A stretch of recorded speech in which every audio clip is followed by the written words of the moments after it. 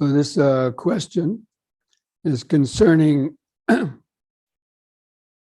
basically the five precepts, and of course, excuse me, not the five precepts, the five aggregates.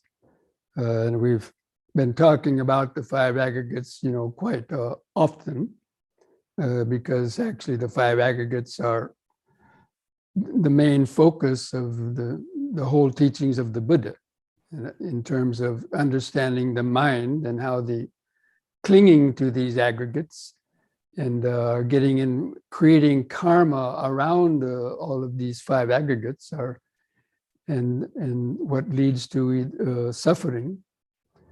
That the whole focus of the Buddha's teaching is based on that. So I think you all heard the what these aggregates are. So the question is feeling, perception, thought, and consciousness, arise because of contact. So before contact, our whole mind and our experience of the world depends on contact with the senses. So if none of our senses are stimulated, we're not going to have a consciousness, we're not going to have feeling, perception, and volition, which would also trigger off our memories and so on. But in these contacts with each of the five senses. So each moment of hearing, seeing, tasting, smelling, touching, and thinking arise because of the contact. One of the senses is impinged, and then the seeing arises, and the feeling, perception, and thoughts based on what we've seen in that moment arise. But then they quickly cease. So this question that these four, the feeling, perception, thought, and consciousness, as well as the material vibration, they arise because of the contact. And so he's asking, neither does feeling, perception, thought, consciousness exist before that contact. Now his main question, I know it may sound a little bit difficult for maybe some of you to understand, especially if you're not versed in the five aggregate process and so on. But his main question is, does this mean that nothing objective ever exists? So this is, not an easy question to answer with just a few words. Now,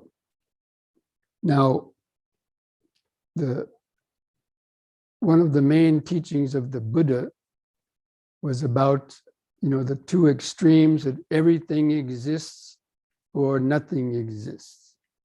And the Buddha took the middle path between those. And so he didn't say everything exists, and he also didn't say nothing exists. But how do things exist? And that was how he came up with the paticca samuppada in his experience of enlightenment. So before when you're unconscious, basically, let's say you're sleeping at night. So for you, when you're in sleep, especially deep sleep without dreams, basically the world doesn't exist for you at that time, right? For that 4 or 6 hours or 8 hours that you're sleeping, the world doesn't exist for you in your consciousness. Now, of course, it's existing when you wake up. All of a sudden, it exists, but that's because your senses are working. So when you sleep, your senses are shut down. So basically, the world doesn't exist for you. at that time. Of course, if you're dreaming, then you're having dreams. But our experience depends on the contact. But it doesn't necessarily mean that the world doesn't exist before you had the contact. But again, all of the Buddha's teaching is about the mind. It's about our mind and how our mind creates the world. And basically the experience of the world, even though the world, sort of external world exists, really we experience the world within our mind, because we see the world with colored lenses depending on our past experience. So it's not that nothing objectively exists, but the way we're experiencing it from within our mind and is subjectively colored by our previous conditioning and habits and so on. So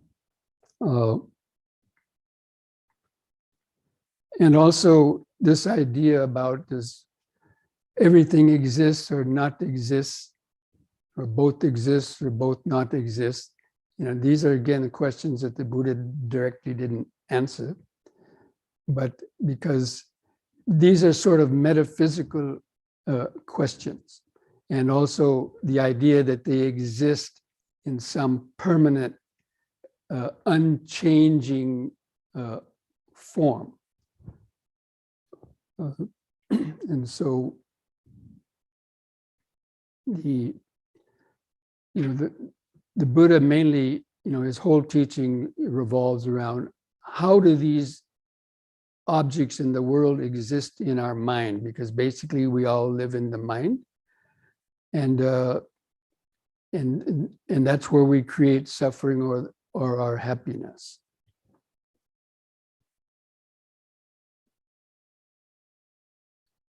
So it's not right to say nothing exists or everything exists as being absolutely real.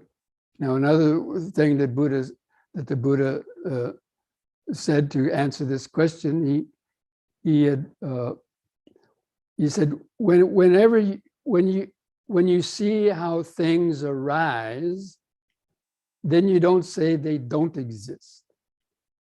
But in the next breath, he said, but when you see how they cease, then you don't say they exist in an absolute sense. So it's how do things exist? And that's what he said, dependent on ignorance arise volitional formations. Dependent on volitional formations arises consciousness. Depending on consciousness arise the sixfold senses, or the mind and matter, the body and the mind, and then the six senses.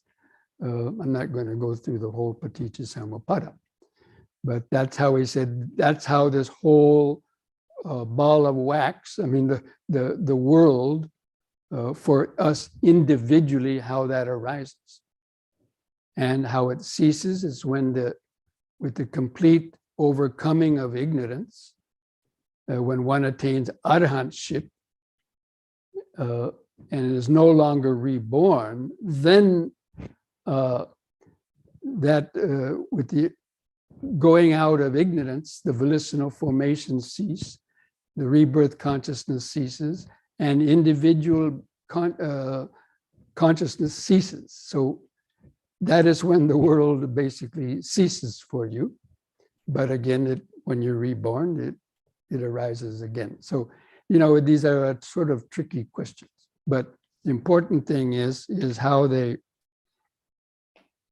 and then the second part of this person's question was, how can we use this process to deepen our practice as it relates to your answer, to the answer?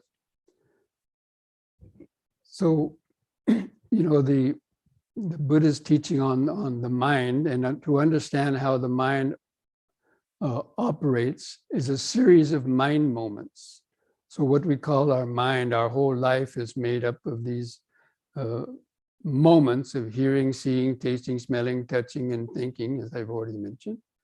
But this is occurring, somebody crunched some numbers and it came out to be like septillion times the mind is arising and vanishing in the blink of an eye. So, we can't even imagine 1 million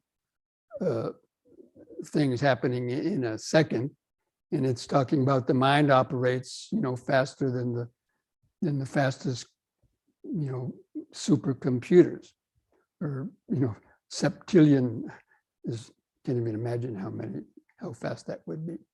So therefore, the illusion that things are permanent arises. But anyway, the important thing is by learning how to understand how your mind works, and especially how it creates illusion, and how we create our karma based on the sort of the illusion of permanence, and also the idea that this self exists, this sense of I and me, that we get attached to that because we don't see how it's impermanent. We don't see how it arises. We take, our consciousness to be our self, or even our soul. And because we cling to that, and also because basically our mind is operating through identification with the past and the future. And we've lost that natural connection to the present moment awareness that helps us see through the illusions and to get out of our habitual reactions and so on. So by understanding the paticca samuppada and understanding how the mental process operates, and by developing mindfulness and learning how to be aware of your intentions before you act, and understanding how the aggregates work, you can then learn how to have more control over your thoughts and actions and reactions, and to purify those intentions and reactions based on greed, hatred, and delusion. And delusion means that clinging to the I. We can gradually purify our karmic, the very intricate web of karma that our mind has created all of our life. So that is how we use the Buddhist teaching and also the understanding of the mind, and not to be trapped or entranced with the superficial sort of beauty and pleasure of the external world, not knowing what kind of a subtle trap it becomes. And the mind gets trapped in depending on the external world for its happiness. And because we've been disconnected from the happiness that comes from being grounded in the present moment. So that is the main, that's how we use our practice and use this understanding of the mind, but it all depends on the amount of mindfulness, concentration, and wisdom a person cultivates in their daily life to effectively use it. If you don't have a good degree of mindfulness, then when our emotions arise, when we have these contacts, and let's say a strong itch arises on your head and you start reacting to that, then you lose your center. You get drawn out of your center instead of being able to say, okay, there's an itch on the face. It's not that bad. There's no need to try to remove it very quickly, and you keep on doing what you're doing, and the itch goes away by itself. And so you don't get drawn out of your center. You can continue to maintain your present moment mindfulness without wasting so much time and energy trying to react to the various sensory stimulations that are constantly coming through our senses. I mean, at any one moment in a regular kind of setting, there's hundreds of thousands of sensory impulses coming through the senses. And, we react to those. And our mind picks and chooses the ones that we're going to react to. And if it's, if you have the negative conditioning, or you're caught in that web of craving pleasure and hating pain, then the mind will constantly be keep on recreating and strengthening these kind of habits and so on, that then bring their karmic consequences as various types of pain and suffering. So it's not, we don't want to get caught up in, I know there's some schools of philosophy that say everything exists or nothing exists and so on, but that's, the Buddha didn't get caught up in those extremes. That's what he said is extremes, being caught in the eternalistic theory or the annihilationistic theory. And he wanted to know how we are existing moment to moment as it's being created within our mind. And don't worry about asking, well, does this material earth actually exist? Or, does the universe exist or not? Or various other things. Or when I'm asleep, does the world exist or not exist? So we don't get caught up in these, is not profitable to get caught up in these, trying to answer all these questions that are very difficult to answer with our limited conditioned mind. So anyway, it's only through your continued development, especially in developing your meditation practice and practicing the Noble Eightfold Path in general, that we will at some point, these questions and so on will be understood. And especially as you develop those insight knowledges that we've been going over in the past. Okay, so now there was another question that came up. And it's a kind of a related, it's a question about the self, especially as used in Hinduism and yoga, as opposed to the no self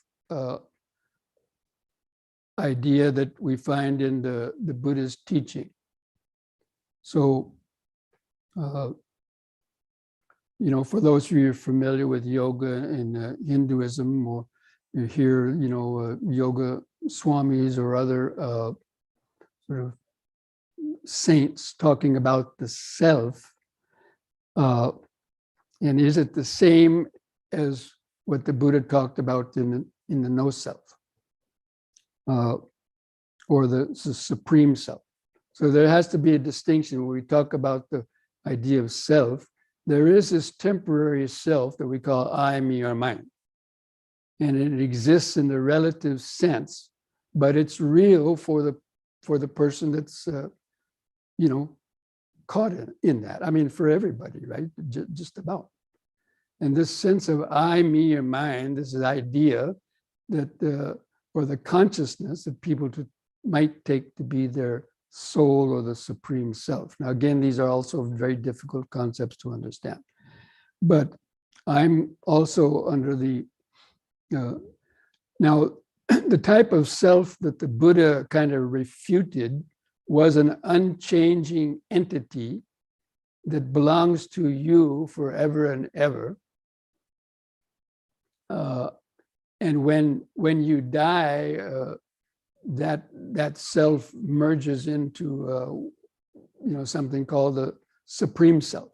Or when you attain enlightenment, that individual self dissolves, and then you experience what is called the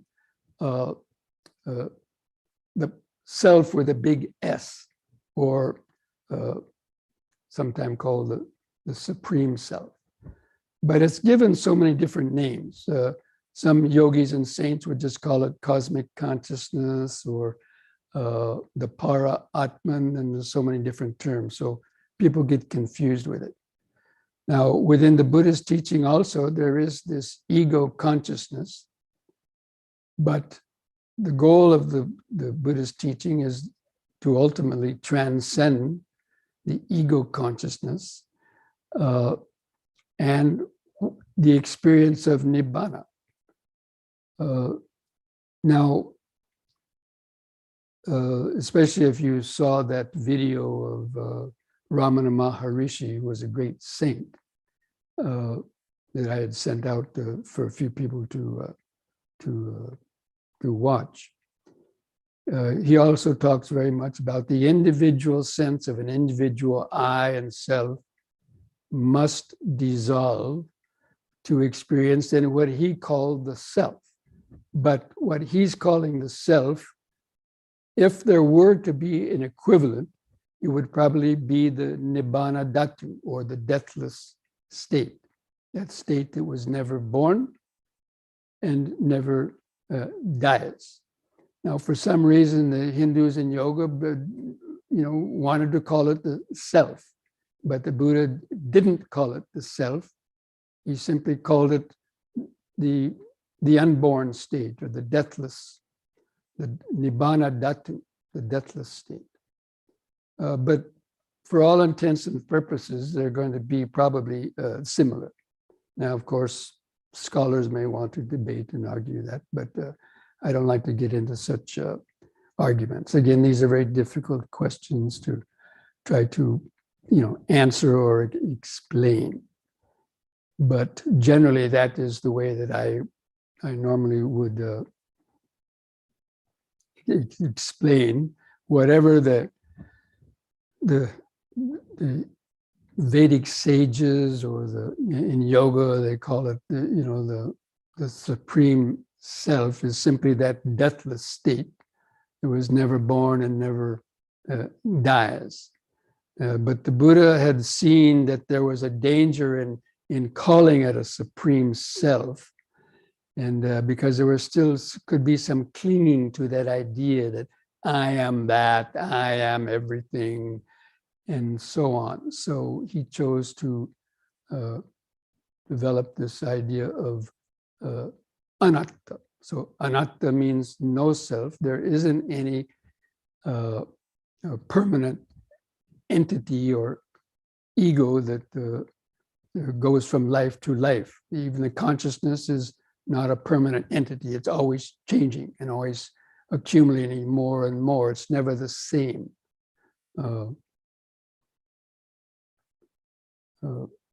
So that's about all I can really say about that at this point. Okay, so let's see that there's looks like there's something maybe in the chat room. Let me check it out here.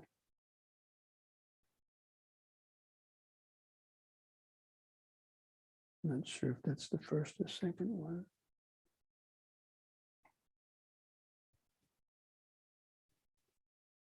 This question, can a being get enlightened through the Upanishad?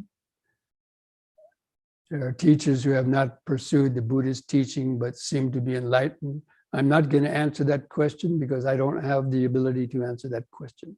I'm not an enlightened being, and I don't have that ability to judge others about it. So that's, I can't really answer that question from any definite personal experience. But now there's different interpretations about, even within Hinduism, there's the Advaita Vedanta, and the Dvaita, or dualism and the non-dualism. If a person follows the non-dual Advaita Vedanta, then I would tend to seem that that's probably the closest state that would equivalent the enlightenment, of an arahant. But again, I'm not going to stick my foot out and say it absolutely is or it isn't, because it all depends on their understanding and so on.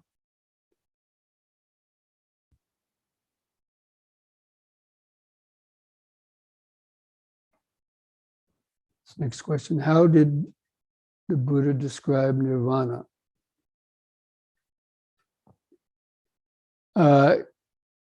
Well, he usually described it as in negative terms, that it's not this or not that. It's not feeling, form, perception, volition, consciousness, and so on. But basically, the definition of nirvana is simply the end of suffering. I like that so great,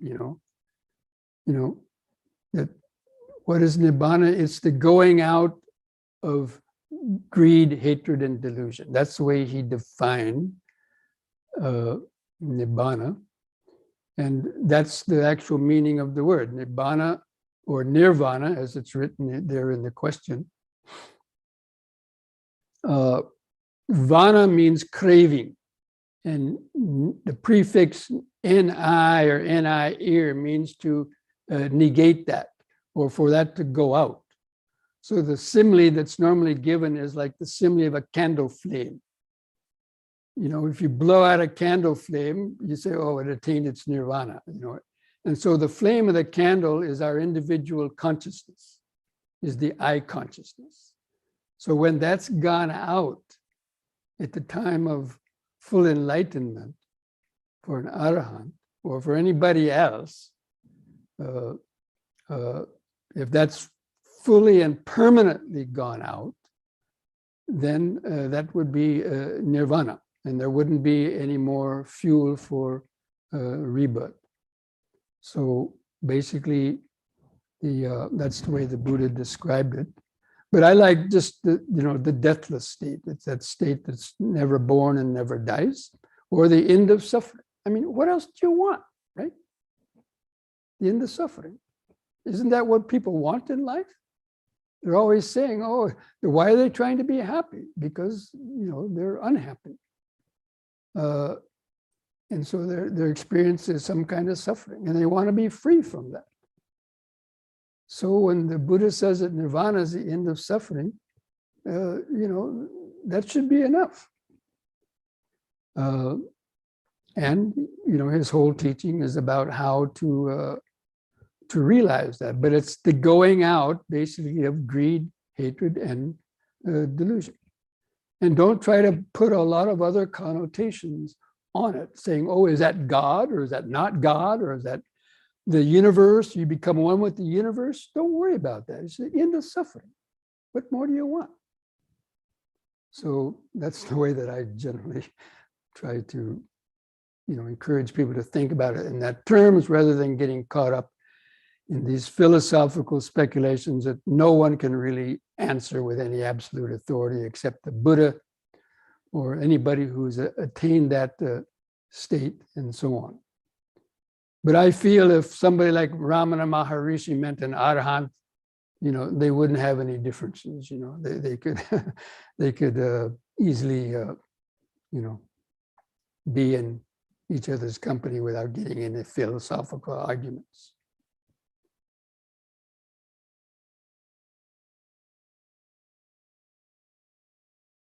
The last part of this question: can you refer me to a sutta that describes nibbana? Well, not right off. There may be a Michael there might be able to refer to a sutra that he might put up on the chat board.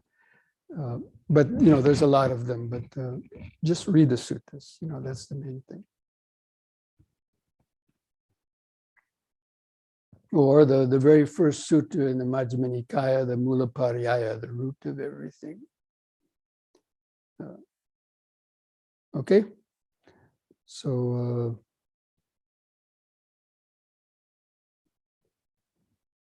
Does anybody have any other questions based on any of that? So, again, in these next weeks, I've been putting up on our, sending out on the Wednesday mailing, recommending some past recordings of my Dhamma talks or videos that you can re-listen to. And even though you say, oh, I've heard that before, yeah, you might have heard it a year or two ago, but your mind has changed. And if you listen to it another time, your mind might be in a place where it says, oh, is that what, did I miss that last? Oh, yeah, okay. You can always get something new from listening to something over and over again, because, our mind is constantly evolving and changing too.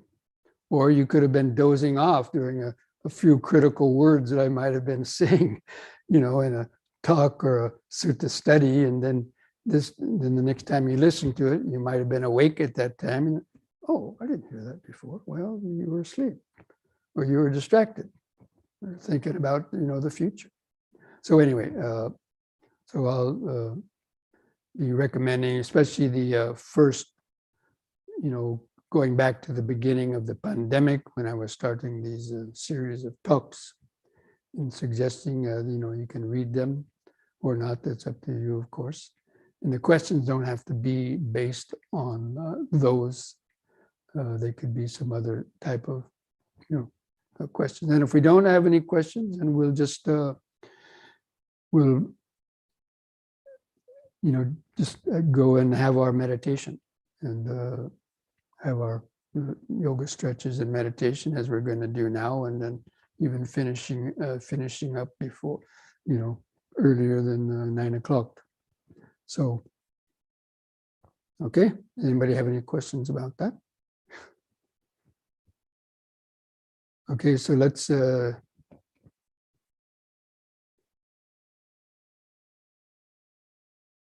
okay, looks like somebody put up a Mahanibbana Sutta, Digha Nikaya 16.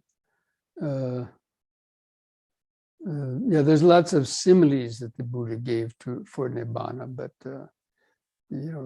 again, you can only approximate the kind of get the feeling of what it would be like. Okay, let's take a short break to use the restroom or get a drink of water, and then I will start a few yoga stretches and then have our meditation. Okay? See you back in a few minutes.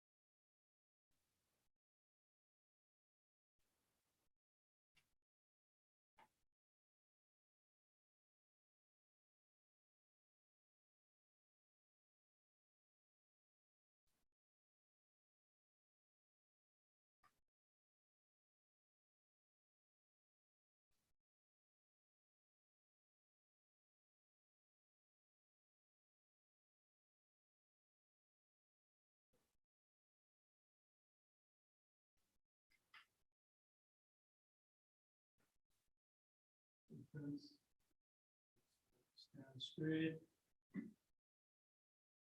Relax the shoulders and arms. Close your eyes. Just feel your feet pressing the floor. Try to feel the height and the weight of the body over the feet.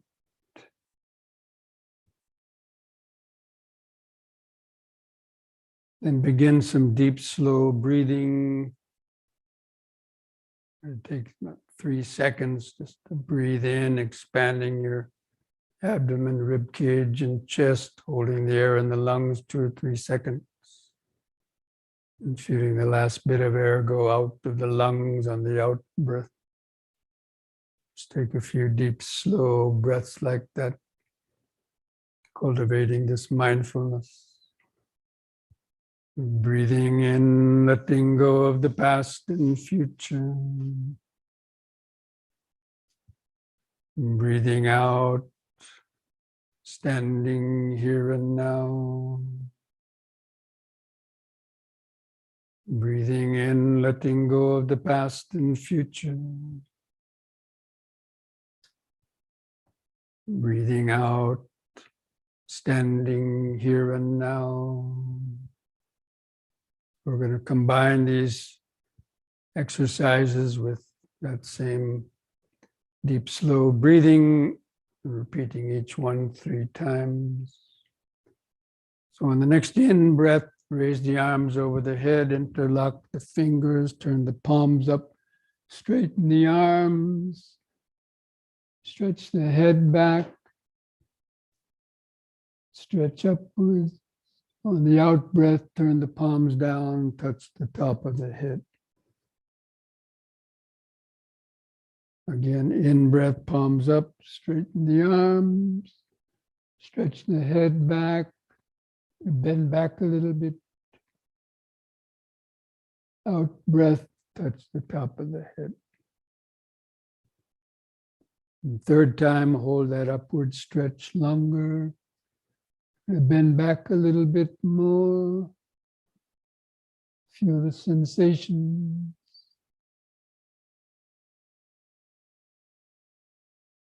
Release the fingers on the out breath, arms back to the sides.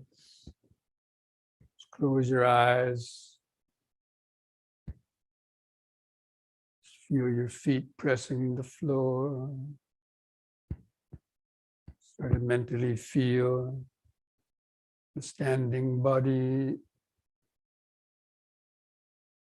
Feel the increased body sensation.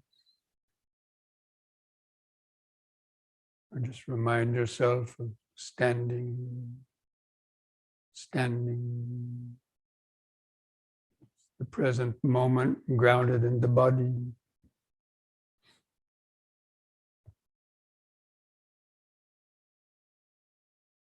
On the next in breath, push up on the toes while raising the arms over the head in this way, facing the hands toward each other and stretch.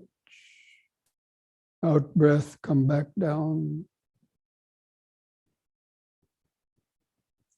Use the in breath to help lift up the body, In,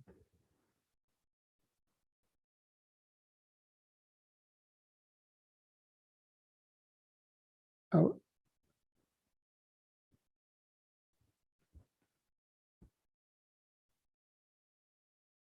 In,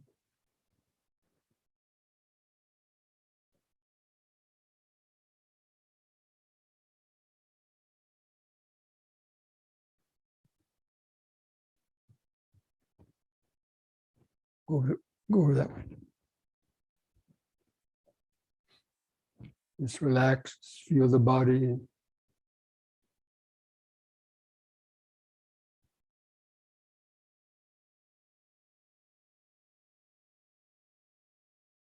Just remember standing, standing,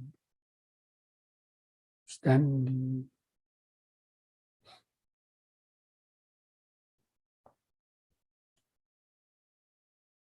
Okay, next we'll do side bending using both arms at a time. On the in-breath, raise both arms up. Keep your fingers and arms straight close to your head.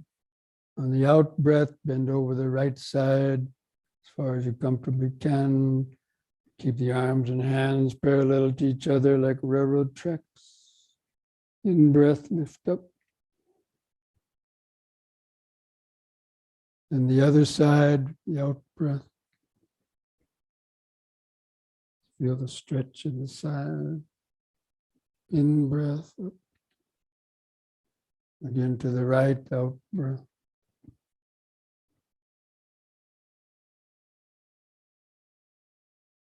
In,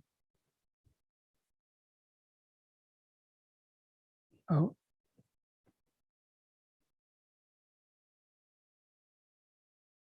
In. Once more to each side.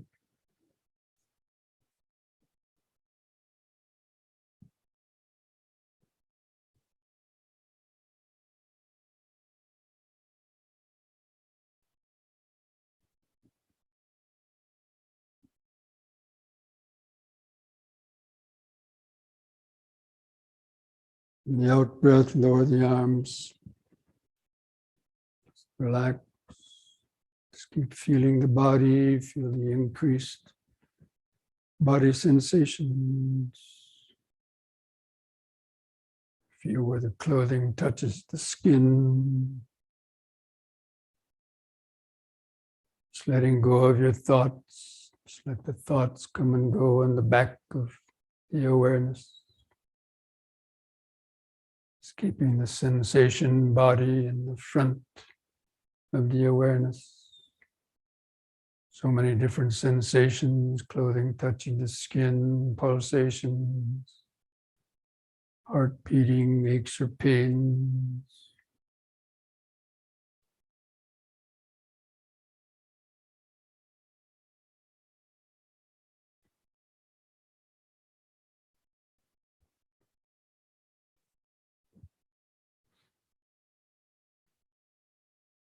And next we'll do knee bending. On the in-breath, again, push up on the toes, lift the arms up front. On the out-breath, bend the knees and lower down, coming down to the squatting position if you can, balancing on the balls of the feet. And the in-breath, feel the muscles in the legs pushing the body up. Again, out-breath, lower down.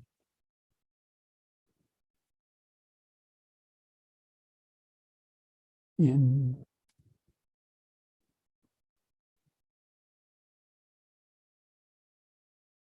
Out.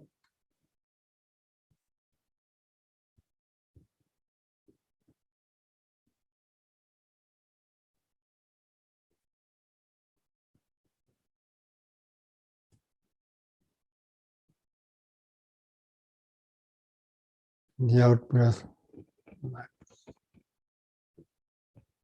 Feel the increased heart beating.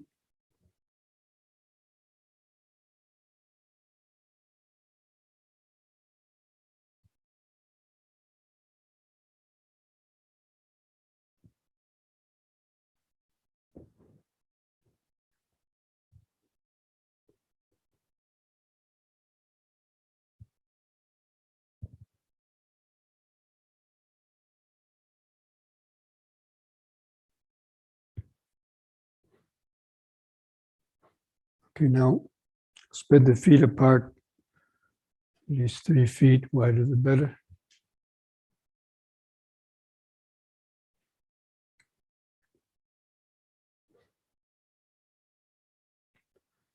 And place the hands together at the chest. In breath, hands over the head.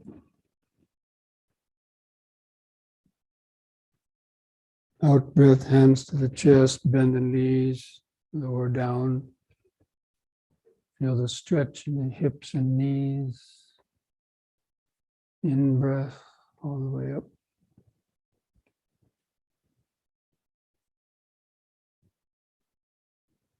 Out.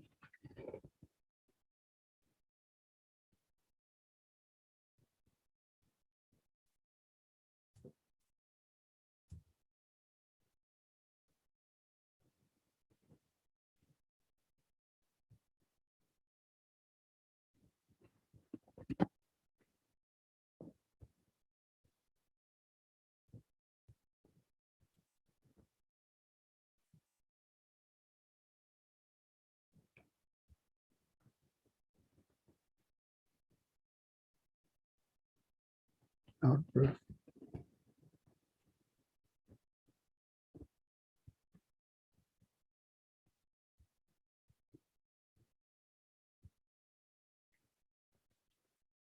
Feel each foot pressing the floor. Hands at the sides. Clothing touching the skin on different places.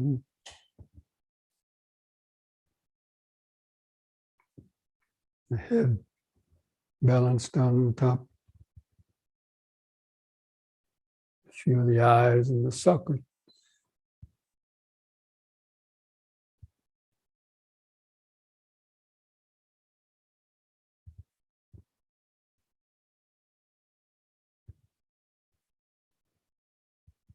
Feel that outline of the body.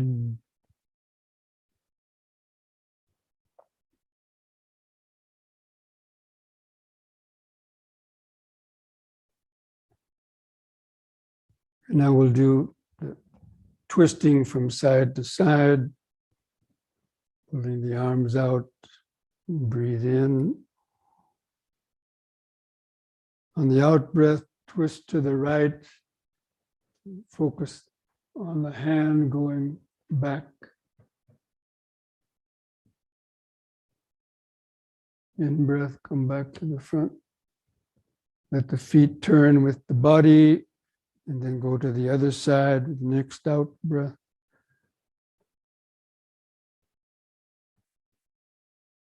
In breath, front.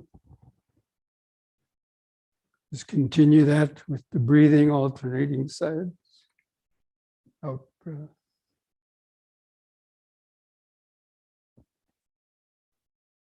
In breath, the front. Out.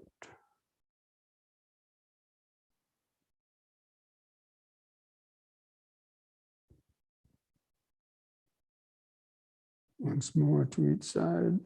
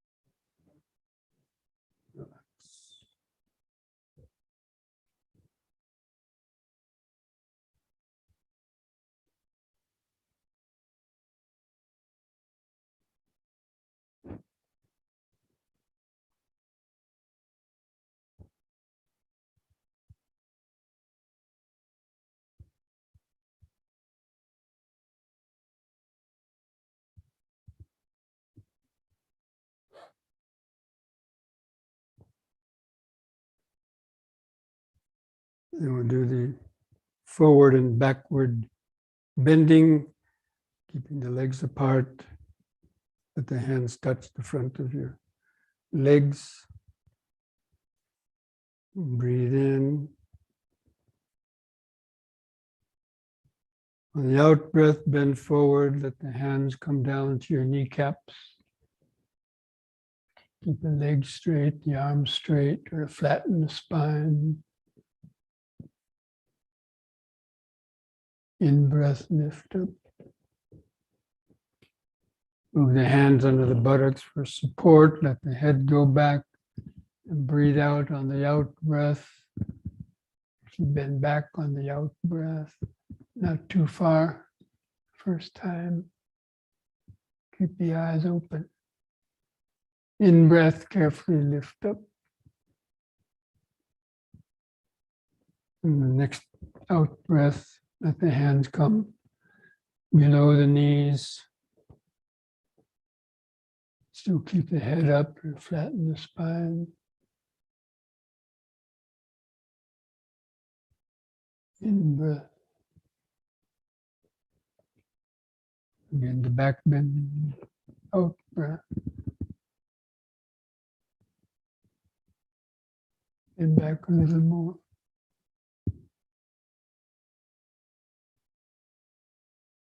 In.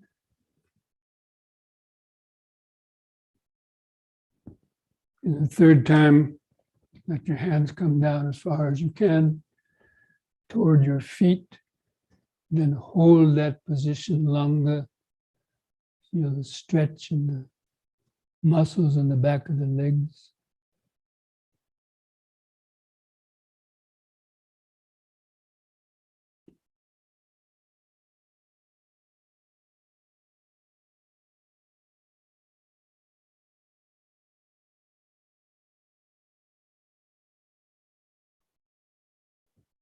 In breath, lift up. Once more, the back bend. Out breath.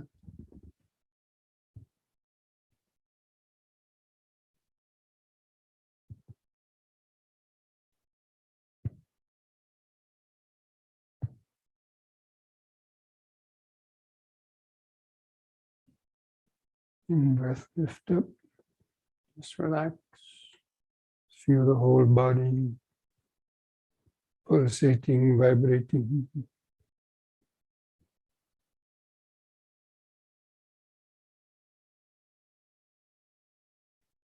With activated life force.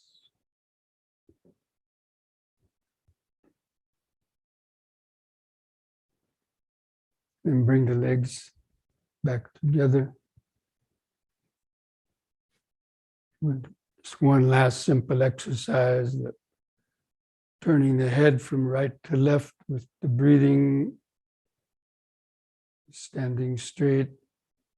On an in-breath, turn the head to the right as far as you comfortably can. And look over your right shoulder. On the out-breath, turn 180 degrees back to the left. And look over the left shoulder. Just concentrate into the neck vertebrae. In-breath back to the right. Concentrate into the neck vertebrae. Imagining, feeling them loosening up. Out breath to the left.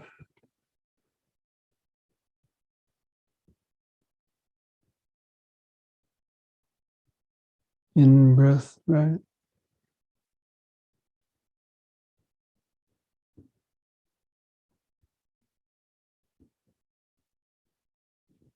Out left.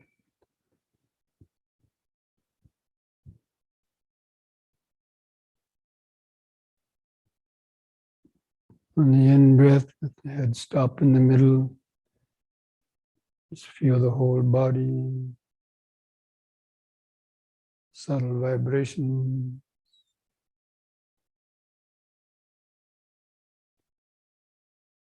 It's grounding the awareness in the body. It's the first stage of any real meditation, especially awareness meditation.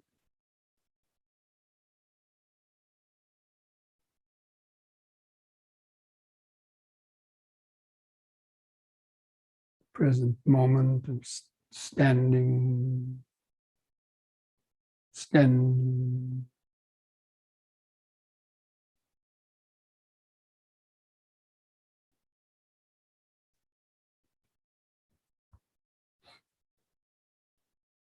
Okay, so now let's return to our seats, get ready for the meditation.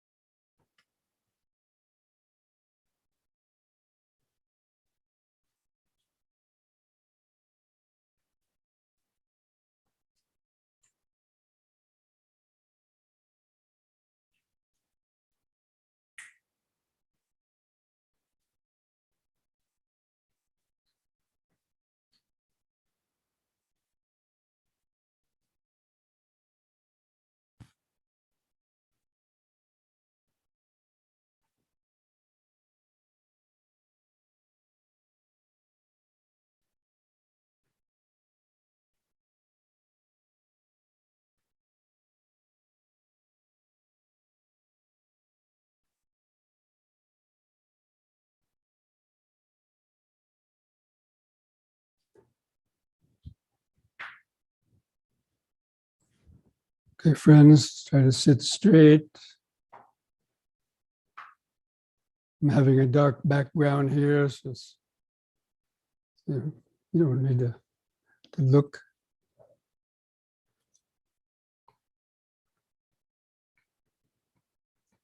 Or if you look at the Buddha image, that tells you everything.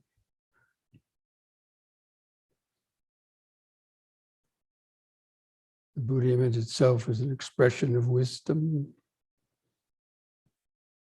Anyway, just feel the body grounded to the floor.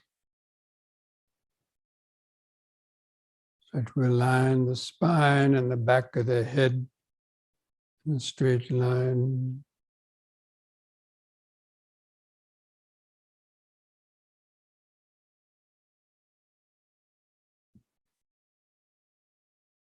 Take a few deep, slow breaths just to initially bring the mind into the body.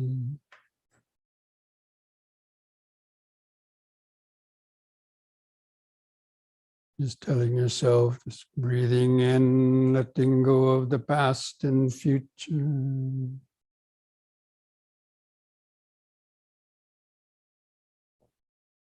And breathing out, sitting here and now.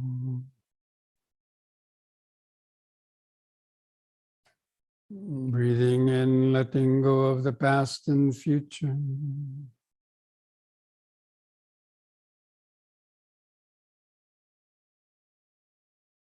Breathing out, sitting here and now.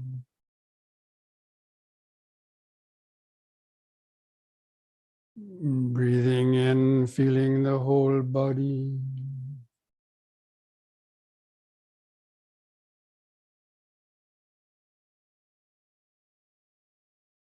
Breathing out, feeling the whole body.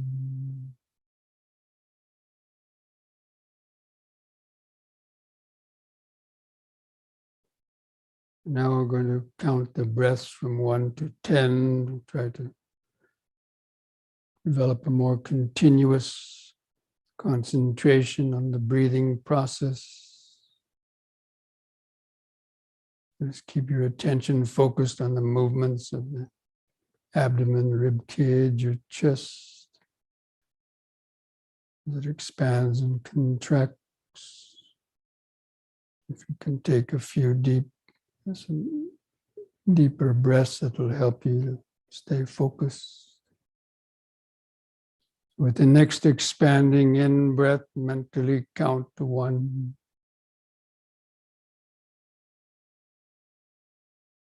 Feel the brief pause. With the contracting out breath, also count to 1. Feel the last bit of air go out of the lung. And the next in breath, 2.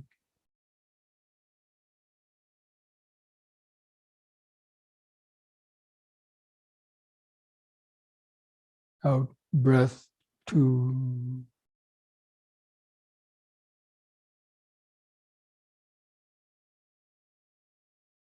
In breath, 3.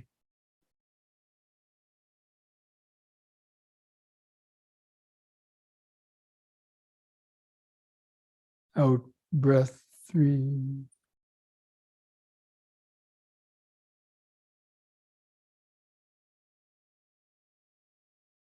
In breath, 4.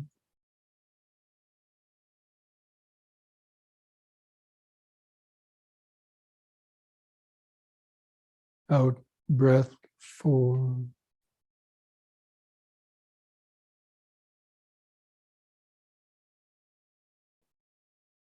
In breath, 5.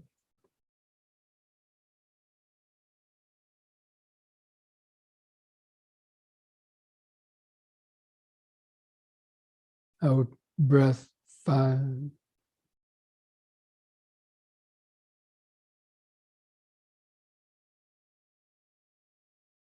In breath, 6.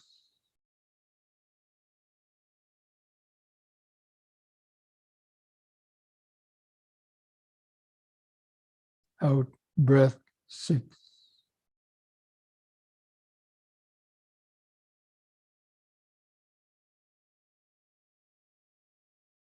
In breath, 7.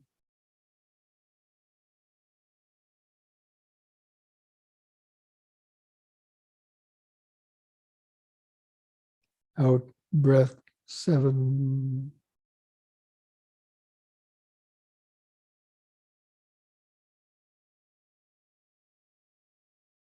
In breath, 8.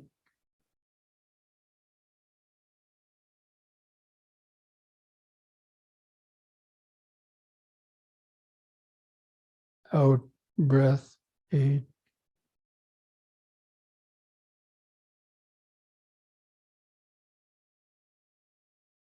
In breath, 9.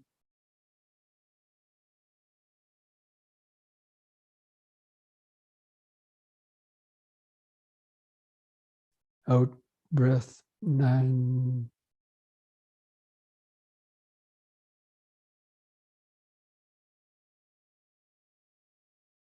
In breath, 10.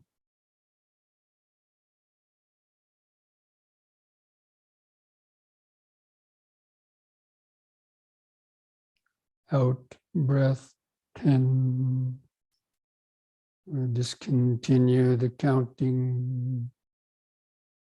Just let the breathing return to its uncontrolled, shorter rhythm.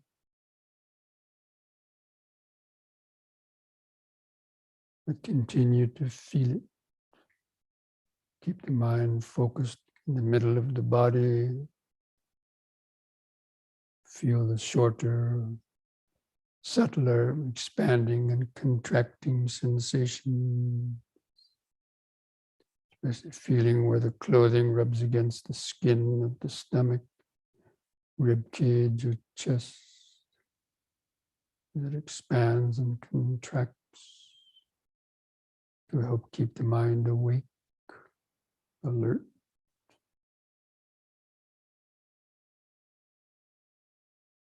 And simply just know when the breath is coming in and knowing when the breath is going out. You know it by feeling it. It's the awareness.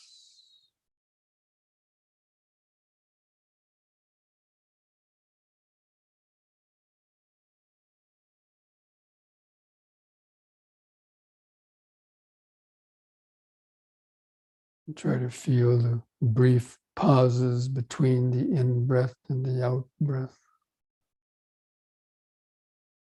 And after the out-breath, and the next in-breath.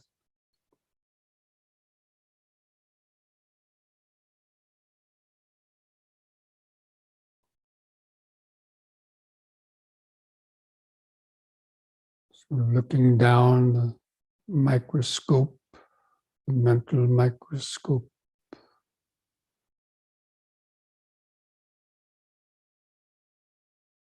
Inside the body.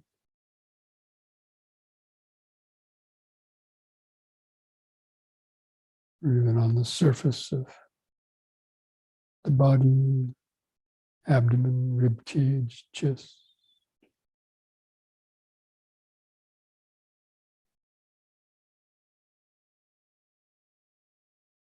You can use these mental reminders to keep your mind focused. Just breathing in, sitting, breathing out, sitting. It's the present moment of the body, just over and over and over again. In, sitting, out, sitting. It's not much to remember.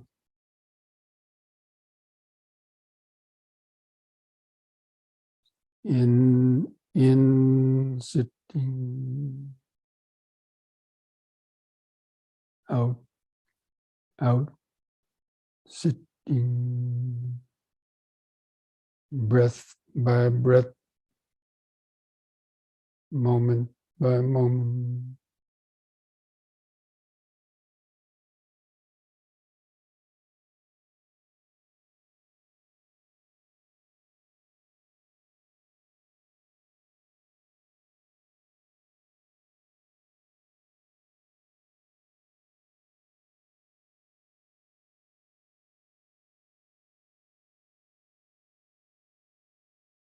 It's like tuning a radio dial to a certain frequency. Just tune the attention to the frequency of in, sitting, out, sitting. Developing that connection to the present moment. This breathing body is the natural connection to the present moment awareness.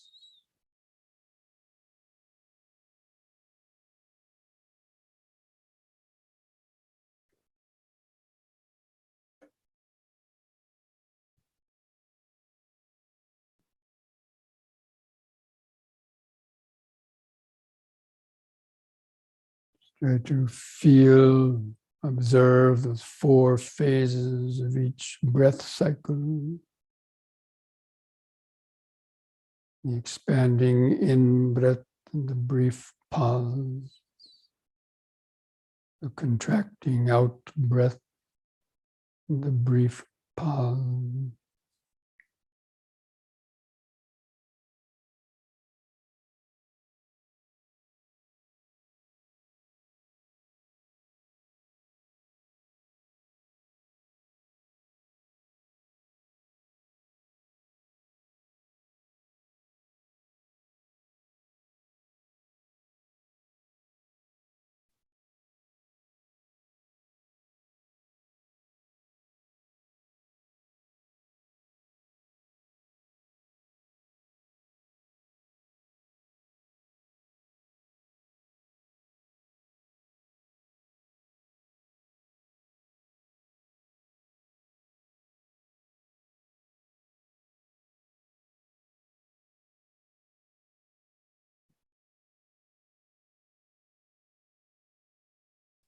but at the same time be alert for thoughts taking over your mind, or being alert for sleepiness.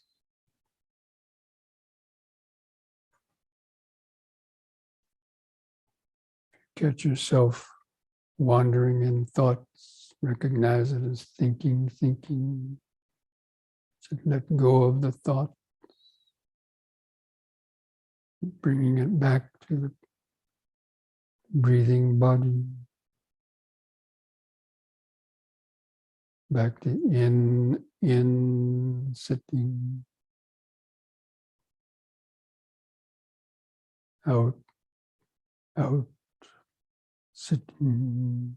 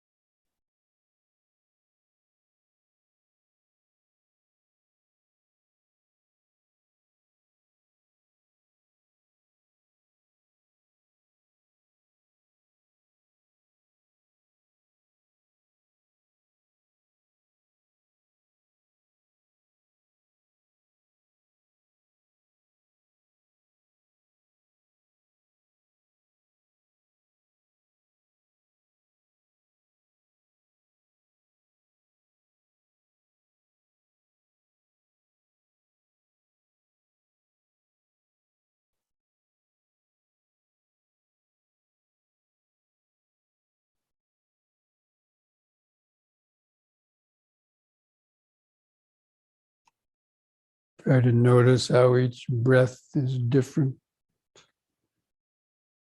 sometimes longer, sometimes shorter. Sometimes the in breath is longer than the out breath, or the out breath is longer than the in breath.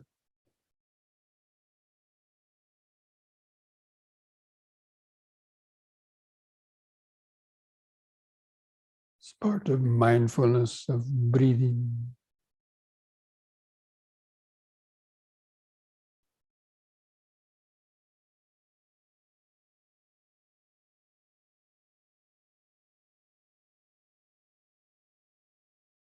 To help you stay awake, stay focused.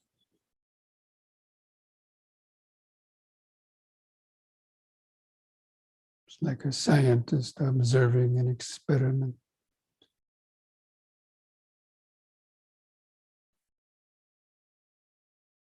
Or this is a longer breath, this is a shorter breath.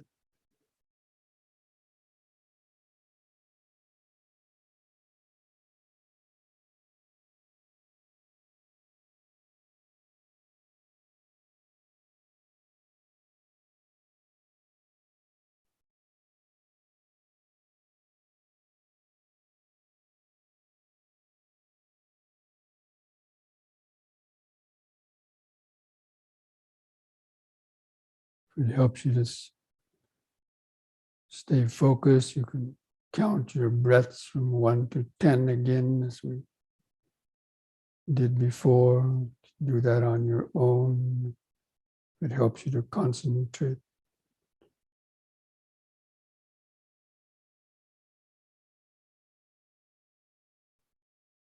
Otherwise, just keep feeling subtler and finer details, sensation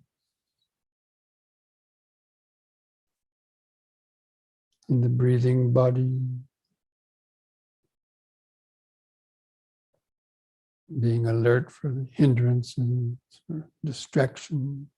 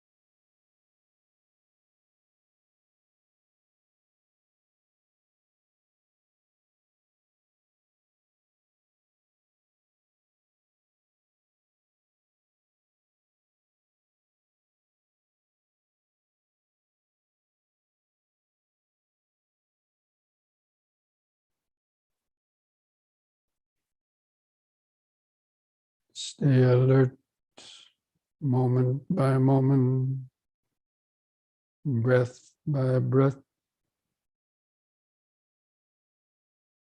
letting go of your thoughts.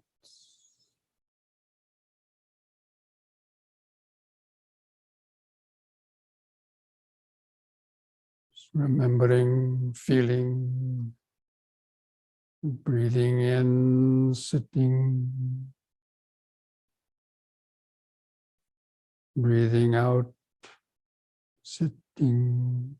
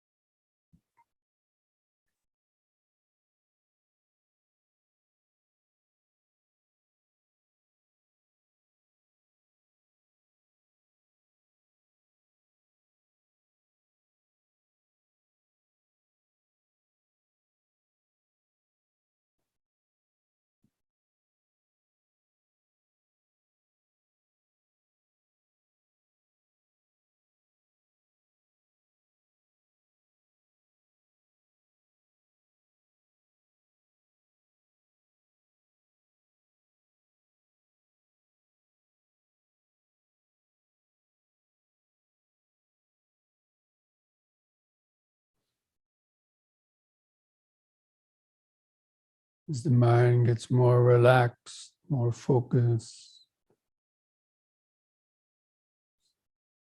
be alert for more and more sensations, especially any unpleasant or painful sensations that arise. Try to stay relaxed around them, observing how they affect your mind. See how they just well up, come to a peak, change, disappear.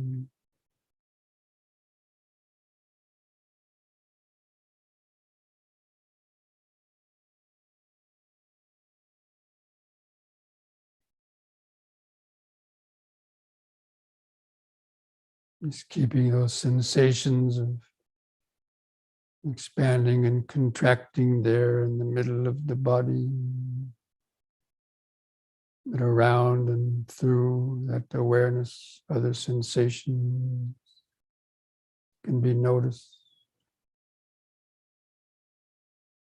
arising and vanishing, coming and going, prickling sensation,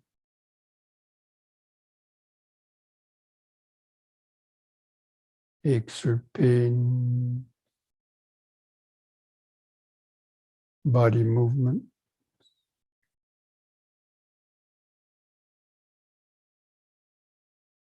And of course, thoughts trying to sneak in, take your mind away.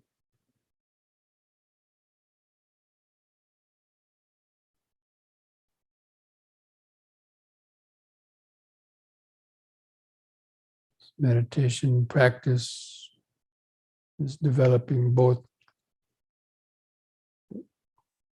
mindfulness and concentration.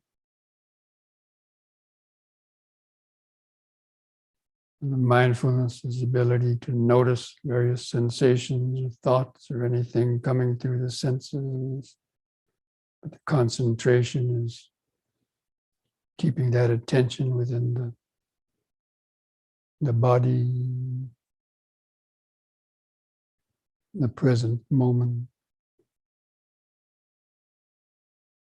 of those contacts, sensory contact.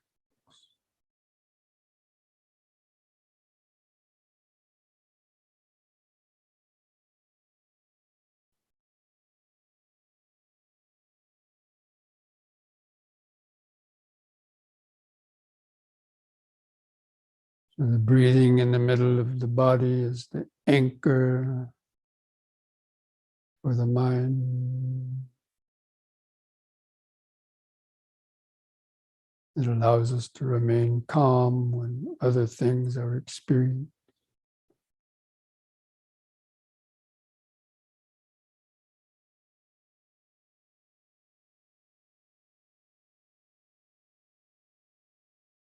Concentration acts as a buffer zone between the objects being experienced and the reaction to those objects.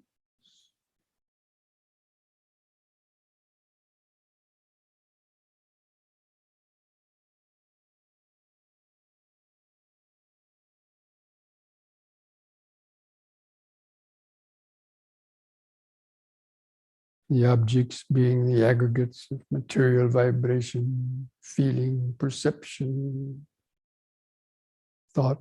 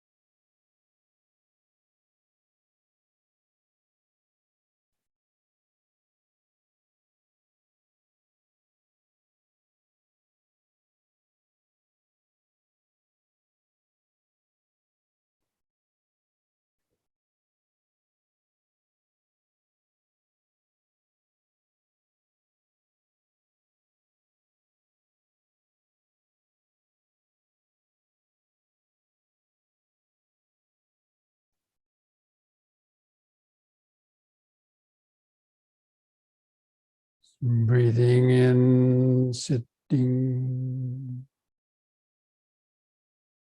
Breathing out, sitting.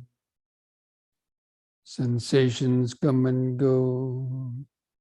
Pleasure and pain come and go. Sounds come and go. Perceptions, thoughts come and go. Emotions come and go. Worry, fear, anxiety, wanting, disliking. These are all just the constant flow of impermanence, the body-mind phenomenon, just arising and vanishing through the space of present moment awareness.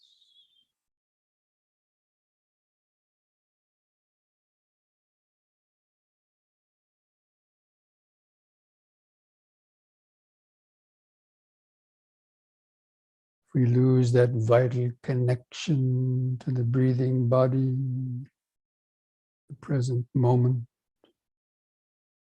and the mind becomes easily dragged here and there, carried away by our thoughts, feelings, emotions.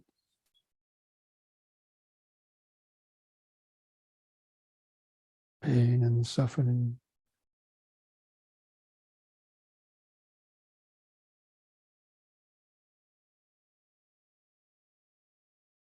The connection to the breathing body is the anchor to the present moment. The lifeline, the life preserver. the present moment awareness.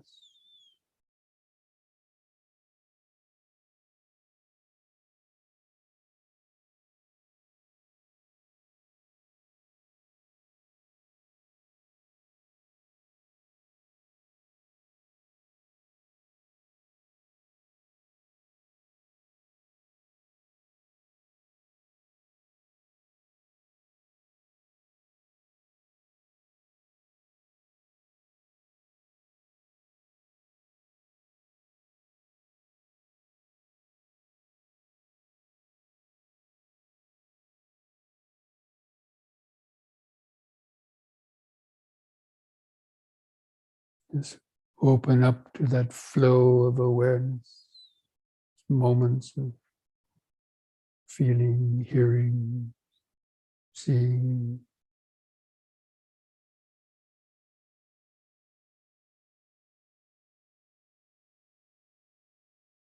Coming and going, arising and vanishing, moment by moment.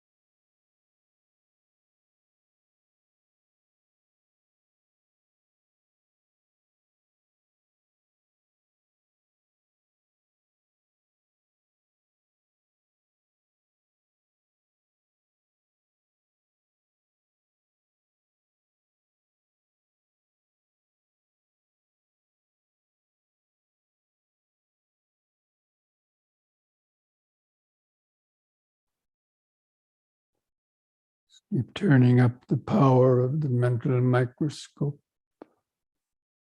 Notice subtler and more sensations, sounds, thoughts, arising and vanishing.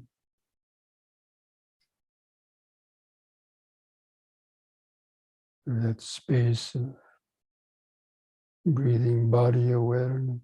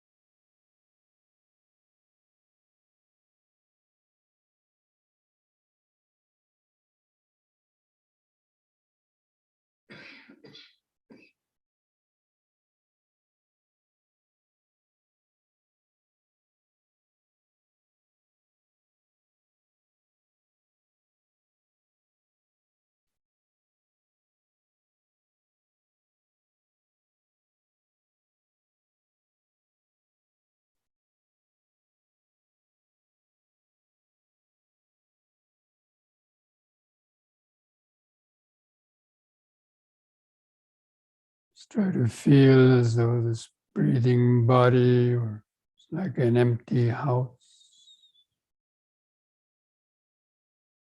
with nobody home to answer the call, knocking on the doors or windows.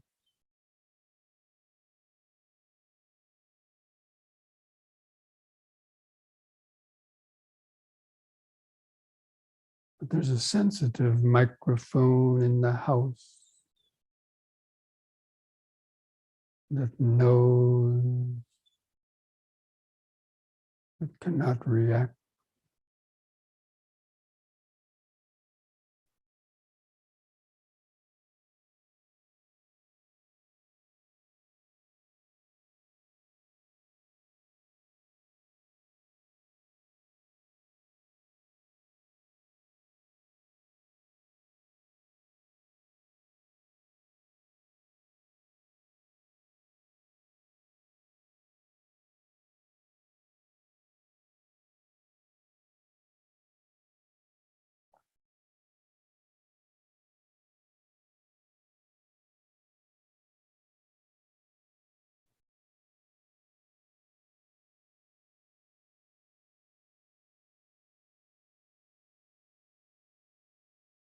By relaxing into the present moment, that sense of I or me begins to fade away into the background.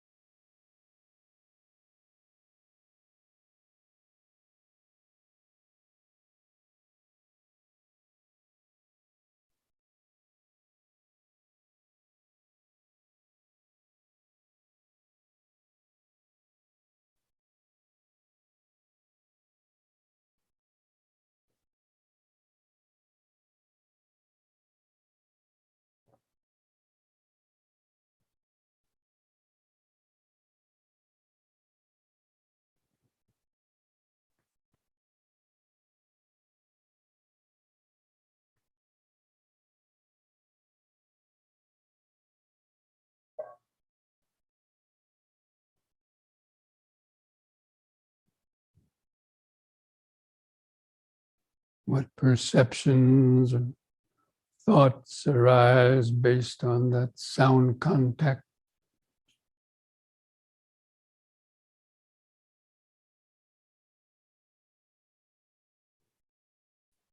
Now let's spend the last few minutes of the meditation cultivating thoughts of friendliness, best wishes toward our own body and mind,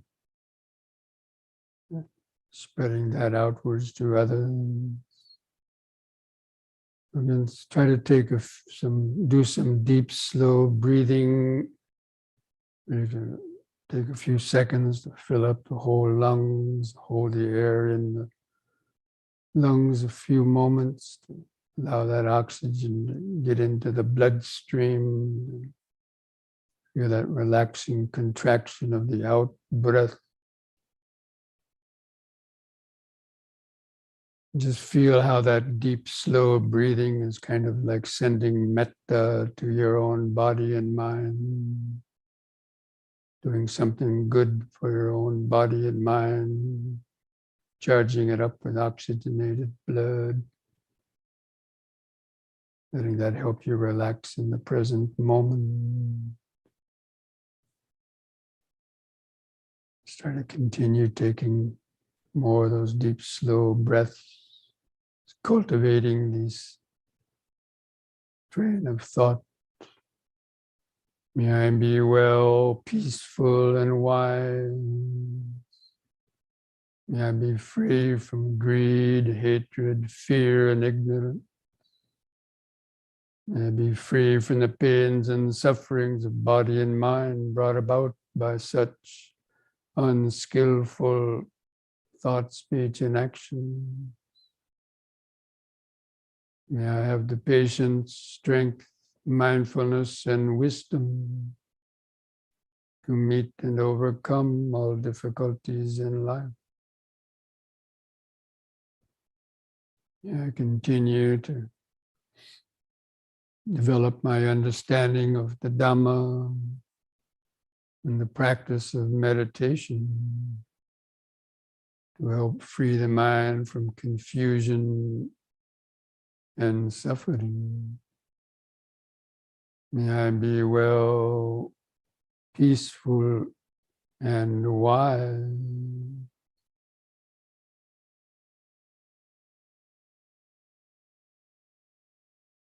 Still try to stay connected with your breathing, or if you can even feel your heart beating, either on the out breath, with each heartbeat, just imagine these same metta thoughts, thought vibrations going outward.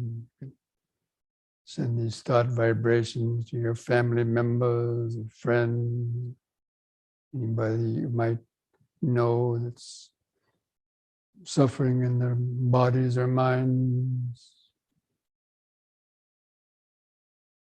Just wishing them these same thoughts. May they be well, peaceful, and happy, free from greed, hatred, fear, and ignorance, free from the pains and sufferings brought about by self-created suffering.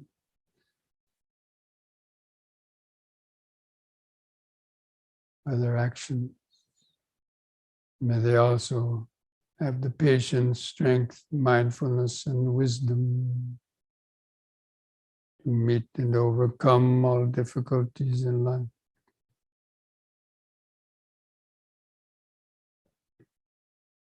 If they haven't already, may they also be able to hear the teachings of the Dhamma, to learn and practice meditation, to help free their minds from confusion and suffering. And may they be well, peaceful, and wise.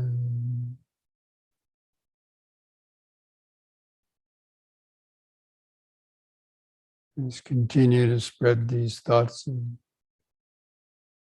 best wishes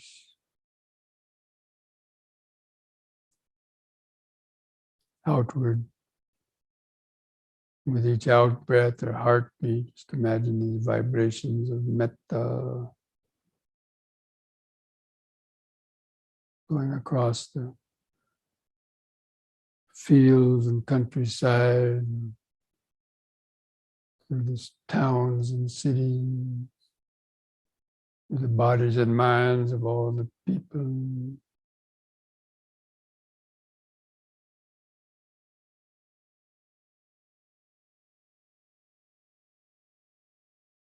With each out breath or heartbeat, just imagine these waves of metta thoughts, pure love, pure wisdom, pure energy, going further and further out across the whole state, the whole country, across the ocean, eventually surrounding the whole earth.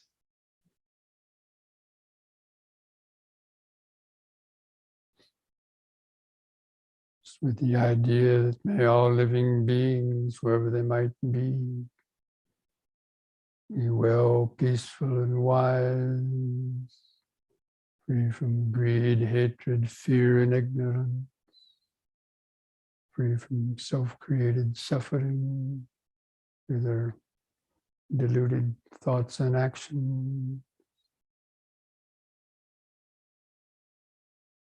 May all beings have the patience, strength, mindfulness, and wisdom to meet and overcome all difficulties in life.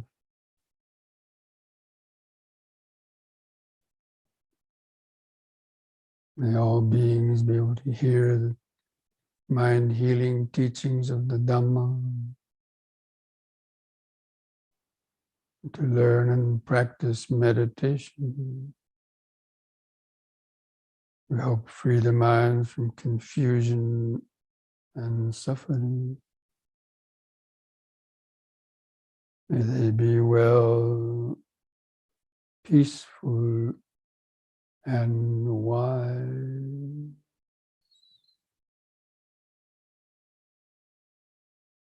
Well, peaceful, and wise.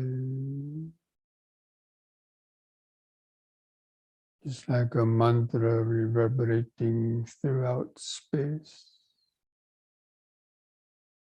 Well, peaceful, and wise.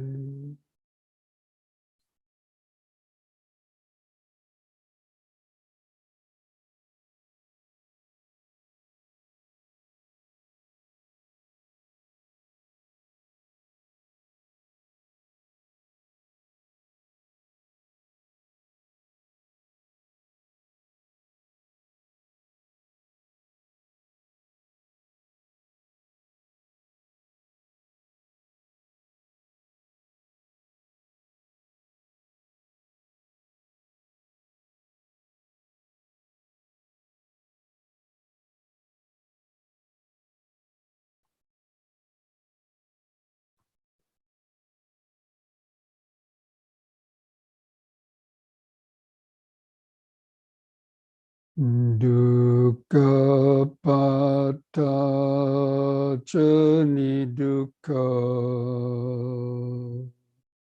bhaya pata chani bhaya soka pata chani soka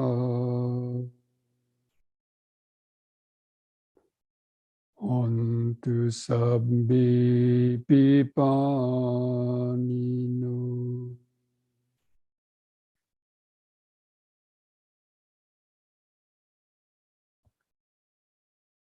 May the suffering be free from suffering.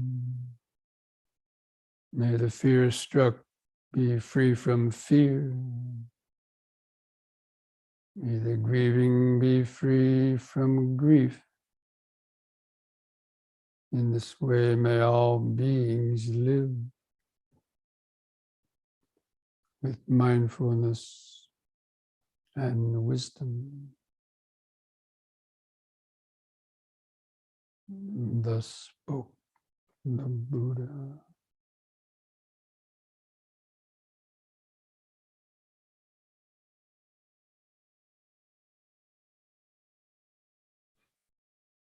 Now mindfully place your hands at the edge of your knees. One more deep breath as you breathe in, stretch the head back, pull against the knees to arch your spine.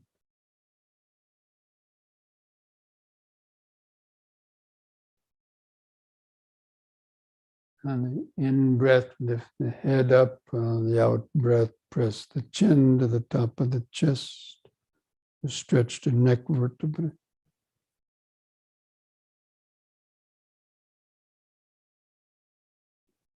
Lift the head up level on an in-breath.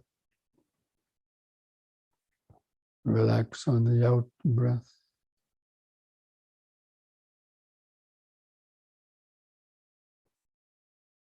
And if you like, you can join in chanting the word sadhu 3 times. Slowly do the chanting on a long out breath.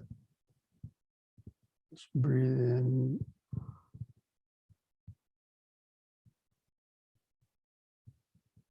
Sadhu.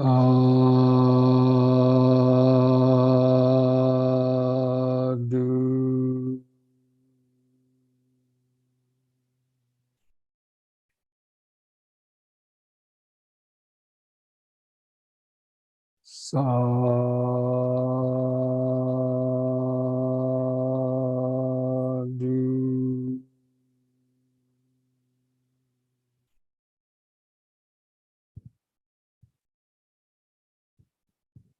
Sadhu.